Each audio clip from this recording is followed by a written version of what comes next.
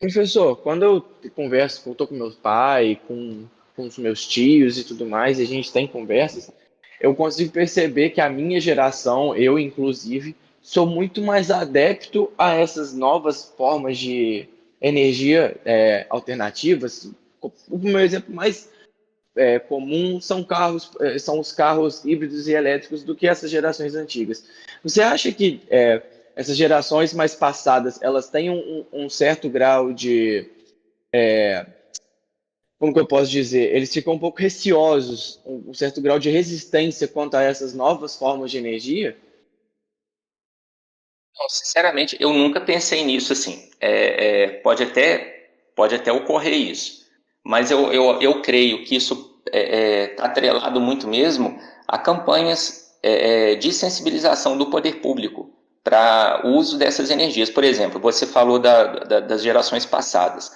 Vamos pegar o carro a gás. O gás, né, ele é muito menos poluente que a gasolina e o álcool. Só o que precisa para o carro a gás ele ter uma valorização maior?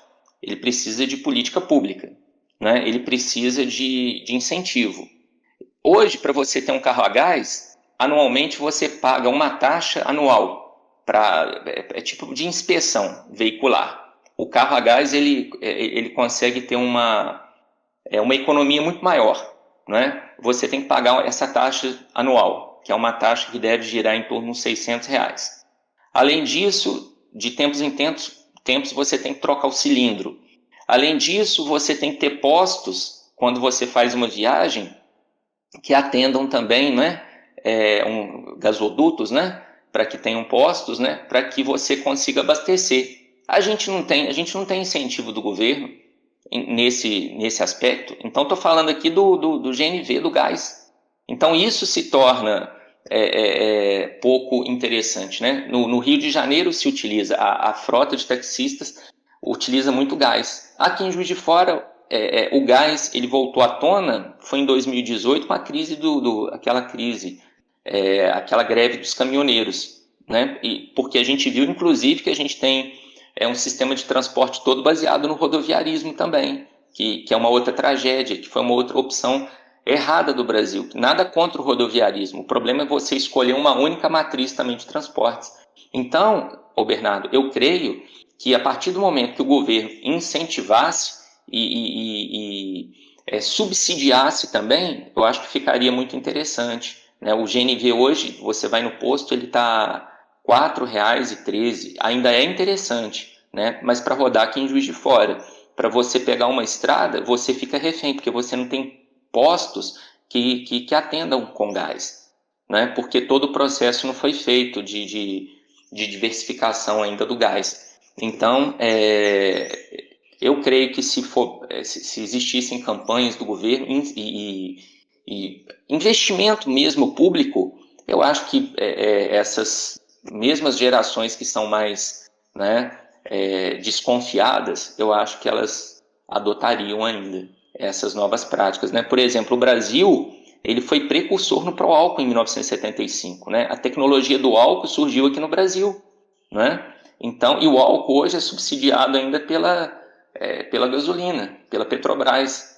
Então, e o álcool também, a gente sabe que existe todo um processo de impacto ambiental na extração, né, dessa cana, mas o que eu vejo mesmo é investimento. Eu acho que se houvesse investimento, campanhas de educação ambiental, e eu acho que as pessoas aos poucos elas iriam aderir.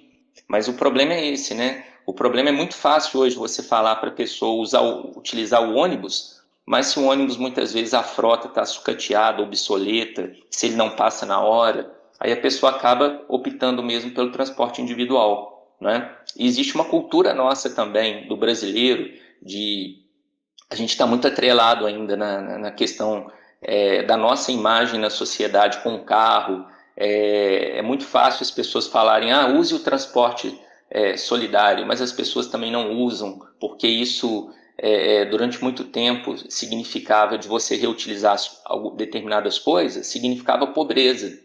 Né? Hoje, se você perguntar para uma pessoa que que passou pela faculdade e vai arrumar o seu primeiro emprego, a primeira coisa que ela pensa é comprar um carro. Isso já está impregnado na nossa cultura também, né? Então, você pode até estar certo, né, em relação...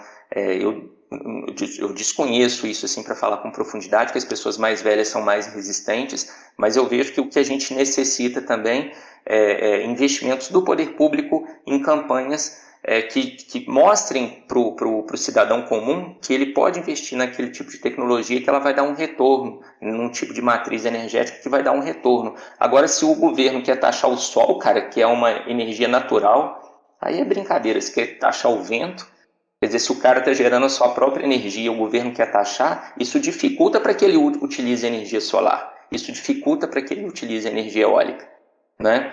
Então, aí a gente passa agora por essa crise, nós passamos, né? Depois os reservatórios vão aumentar os seus níveis e tudo. Daqui a pouco a gente está passando por uma nova crise. Por quê? Porque não houve um processo de planejamento estratégico. Isso para mim que é fundamental.